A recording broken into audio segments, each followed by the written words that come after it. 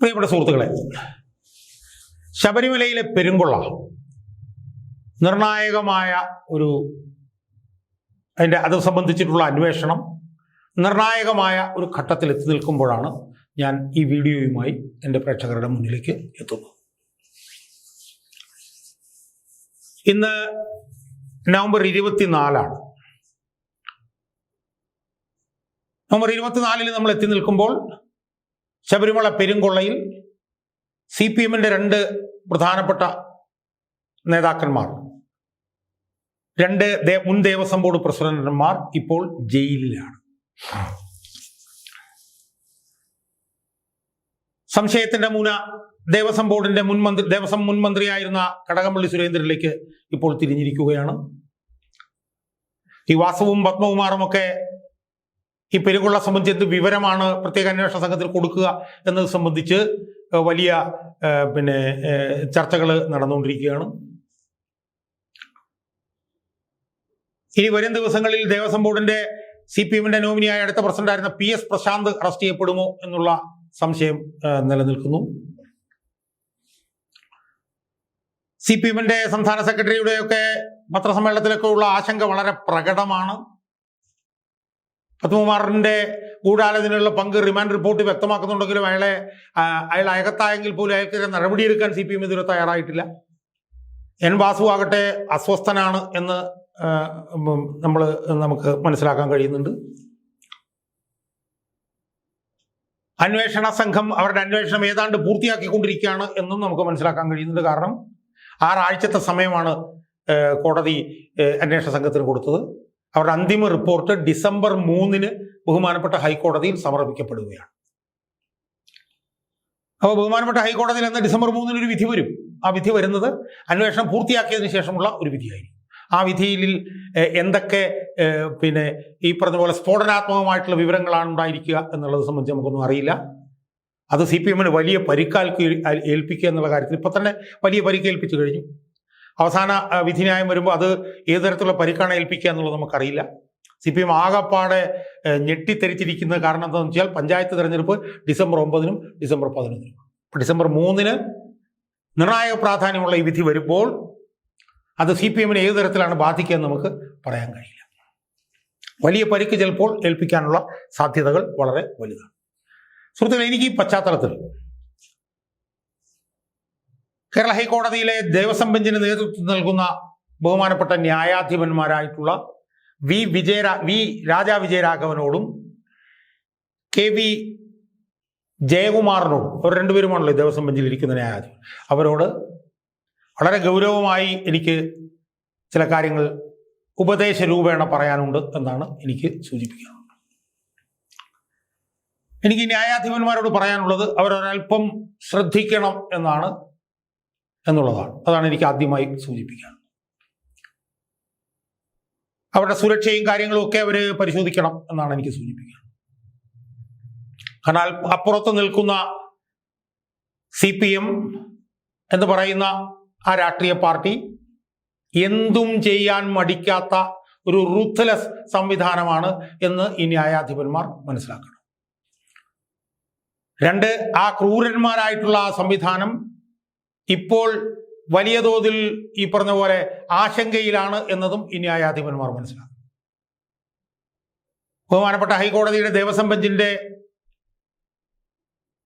നടപടികളുടെ ഭാഗമായിട്ടാണ് CPM-ന് അസ്വസ്ഥത ബാധിച്ചിരിക്കുന്നത് എന്നുകൂടി നമ്മൾ കാണണം. ശബരിമല പെരുങ്കൊള്ളയിൽ പെട്ടിട്ടുള്ള CPM നേതാക്കന്മാർ അറസ്റ്റിലായതൊക്കെ തന്നെ ഈ ദേവസ്വം ബെഞ്ചിന്റെ നടപടികളുടെ ഭാഗമായിട്ടാണ്. CPM-ന് തെല്ലൊന്നുമല്ല പരിക്കേൽപ്പിച്ചിട്ടുള്ളത് എന്ന് ബഹുമാനപ്പെട്ട ഈ ന്യായാധിപന്മാർ മനസ്സിലാക്കും. എന്ത് ചെയ്യാൻ മടിക്കാത്ത ഒരു പാർട്ടിയാണ് ഈ പാർട്ടി എന്നുള്ളത് ന്യായാധിപന്മാർക്ക് ഇതിനുള്ളിൽ തന്നെ അറിയാമായിരിക്കും എന്നാണ് എൻ്റെ വിശ്വാസം. ഉദാഹരണത്തിന് 2012 മറ്റോ TP ചന്ദ്രശേഖരൻ എന്ന് പറഞ്ഞിട്ടുള്ള ഒരു കമ്മ്യൂണിസ്റ്റുകാരനെ ഈ CPM-കാർ കൊന്നത് എങ്ങനെയാണ് എന്ന് ന്യായാധിപന്മാർ ഓർക്കുന്നുണ്ടാവുമെന്ന് എനിക്ക് തോന്നുന്നു. ആ വിധി ആ കേസിലും അർഹിക്കുന്ന വിധി അവർക്ക് വാങ്ങിച്ചു കൊടുത്തത് കേരളത്തിലെ നിയമവ്യവസ്ഥയാണ് എന്നുള്ള കാര്യം ഞാൻ മറക്കുന്നില്ല. പക്ഷേ ഒരു TP ചന്ദ്രശേഖരന്റെ ശരീരത്തിൽ ഒരു കത്തി കയറ്റി കൊല്ലാമായിരുന്നിടത്ത് TP ചന്ദ്രശേഖരന്റെ മുഖത്ത് മാത്രം 51 വെട്ടി കൊന്ന കാബാലിക സംഘമാണ് CPM-കാർ എന്നുള്ള കാര്യം ഈ ബഹുമാനപ്പെട്ട ന്യായാധിപന്മാർ മറക്കരുത് എന്നാണ് എനിക്ക്. കാരണം CPM-നെ എതിർത്താൽ ഇതായിരിക്കും അവസ്ഥ എന്ന് ബോധ്യപ്പെടുത്താൻ വേണ്ടിയിട്ടാണ് ഒരു കത്ത് കയറ്റി കൊല്ലാമായിരുന്നിടത്ത് 51 വെട്ടി പിന്നെ ചന്ദ്രശേഖരനെ കൊന്നത്. ഭയം ബാധിച്ച ഒരു സംവിധാനമാണ് കേരളത്തിലെ നിയമവ്യവസ്ഥ എന്നൊന്നും എനിക്ക് അഭിപ്രായമില്ല. കാരണം TP ചന്ദ്രശേഖരന്റെ വധക്കേസിൽ തന്നെ കുറ്റവാളികൾക്ക് അർഹിക്കുന്ന ശിക്ഷ മേടിച്ചു കൊടുത്തത് കേരളത്തിലെ നിയമവ്യവസ്ഥയാണ്. അതിൽ ആരും സംശയവുമില്ല. പക്ഷേ അപ്പുറത്ത് നിൽക്കുന്ന CPM-നെ നമ്മൾ കുറച്ച് കാണരുത്, അണ്ടർ എസ്റ്റിമേറ്റ് ചെയ്യരുത് എന്നാണ് എനിക്ക് ഹൈക്കോടതിയിലെ ദേവസ്വം ബെഞ്ചിന് നേതൃത്വം നൽകുന്ന ഈ 2 ന്യായാധിപന്മാരോട് പറയാം. അവർ ഇച്ഛാശക്തിയുള്ളവരും ആർജവമുള്ളവരുമാണെന്നും അവര് ശരി എന്താണ് സത്യം എന്താണെന്ന് തെളിയിച്ചിട്ട് പിന്മാറുന്നുള്ള കാര്യത്തിൽ എനിക്കൊരു തർക്കമില്ല. പക്ഷെ ഞാൻ അവർക്ക് ഒരു മുൻകൂറായി ഒരു ചില കാര്യങ്ങൾ ഞാൻ അവരോട് പറയാൻ ആഗ്രഹിക്കുന്നു.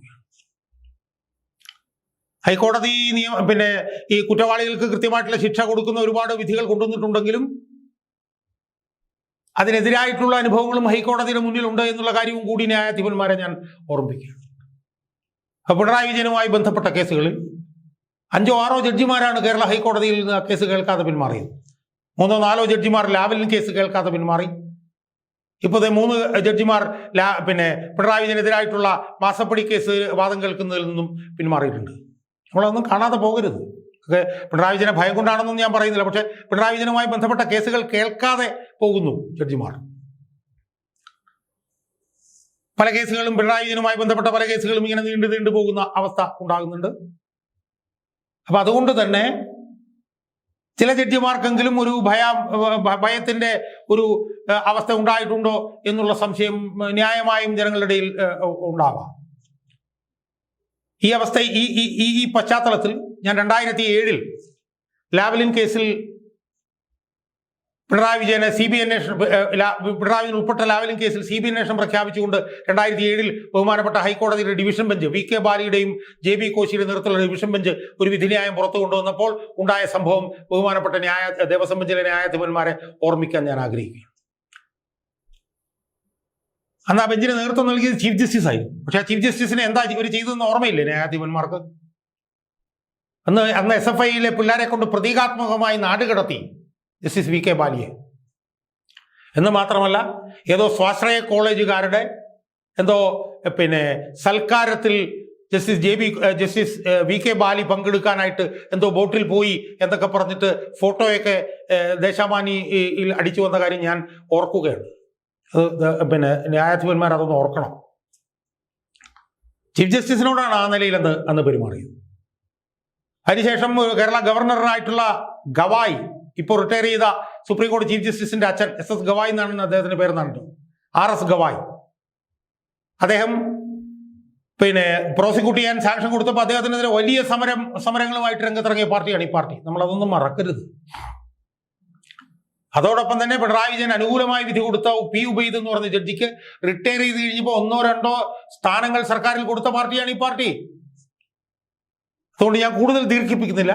എനിക്ക് ന്യായാധിപന്മാരോട് പറയാനുള്ളത്, എന്തും ചെയ്യാൻ തയ്യാറായി നിൽക്കുന്ന ഒരു പാർട്ടിയാണ് അപ്പുറത്ത് നിൽക്കുന്ന CPM എന്ന് പറഞ്ഞ പാർട്ടി. റുത്ത്ലെസ് ആയിട്ടുള്ള ഒരു പാർട്ടിയാണ്, എന്തും ചെയ്യാൻ മടിയില്ലാത്ത ഒരു പാർട്ടി. ഈ ദേവസ്വം ബെഞ്ചിലെ ന്യായാധിപന്മാരുടെ പ്രവർത്തനങ്ങൾ ശരിയായ ദിശയിലാണ് പോകുന്നതെങ്കിലും അത് CPM-നെ വല്ലാതെ അലോസരപ്പെടുത്തിയിട്ടുണ്ട് എന്നുള്ള കാര്യം ഈ ന്യായാധിപർ കാണാതിരിക്കും. അതുകൊണ്ട് ഈ ന്യായാധിപന്മാരെ പരോക്ഷമായി ഭീഷണിപ്പെടുത്താൻ പോലും CPM മടിക്കില്ല എന്ന് അവർ മനസ്സിലാക്കണം. പല ന്യായാധിപന്മാരും പിന്മാറുമ്പോഴത്തേക്കും പല കാരണങ്ങളൊക്കെ പറഞ്ഞിട്ടാണ് പിന്മാറുന്നത്. അതുപോലൊന്നും പിന്മാറുന്നവരല്ല ഇവർ എന്നുള്ളത് ഇതുവരെ തെളിഞ്ഞു കഴിഞ്ഞു. പക്ഷേ എന്തു ഭീഷണിയും ഏതു നടപടിയും എടുത്ത് ശരി തെളിയിക്കുന്നതിനെതിരായി പ്രവർത്തിക്കാൻ കഴിയുന്ന ഒരു പാർട്ടിയാണ് CPM എന്നുള്ളത് ഈ 2 ന്യായാധിപരും മനസ്സിലാക്കണം. ഒരു കാരണവശാലും അവർ ഈ നീതി ജയിക്കാതെ പിന്മാറുന്ന ന്യായാധിപരാണെന്നുള്ള അഭിപ്രായം എനിക്കില്ല.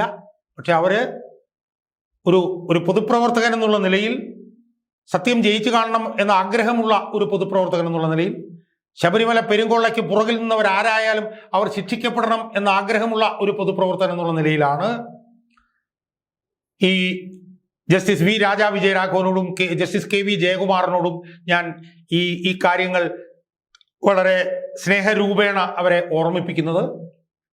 അവസാനമായി എനിക്ക് ഒന്നുകൂടി പറയാനുള്ളത്, എന്തു ചെയ്യാനും മടിയില്ലാത്ത കുറെ പേരടങ്ങുന്ന നേതൃത്വമാണ് CPM-ൻ്റെത് കേരളത്തിൽ. ആ CPM ഈ ശബരിമല പെരുങ്കൊള്ളയുമായി ബന്ധപ്പെട്ടുകൊണ്ട് അസ്വസ്ഥതയിലാണ് എന്നാണ് എനിക്ക് സൂചിപ്പിക്കാനുള്ളത്. അതുകൊണ്ട് CPM വളരെ അസ്വസ്ഥരാണ് എന്നുള്ള കാര്യം കൂടി ഓർമ്മയിലിരിക്കണം. അതുകൊണ്ട് വേണ്ട രീതിയിലുള്ള മുൻകരുതലുകൾ ഏതു തരത്തിലായാലും ഹൈക്കോടതി ദേവസ്വം ബെഞ്ചിന് നേതൃത്വം നൽകുന്ന വി രാജാ വിജയരാഘവൻ എന്ന ന്യായാധിപനും കെ വി ജയകുമാർ എന്ന ന്യായാധിപനും ഏത് തരത്തിലുള്ള മുൻകരുതലുകൾ വേണമെങ്കിലും അതെല്ലാം എടുത്തുകൊണ്ട് വേണം ഈ വരും ദിവസങ്ങളിൽ മുന്നോട്ട് പോകാൻ എന്നാണ് എനിക്ക് ആ ന്യായാധിപരോട് വളരെ സ്നേഹത്തോടു കൂടി പറയാനുള്ളത്.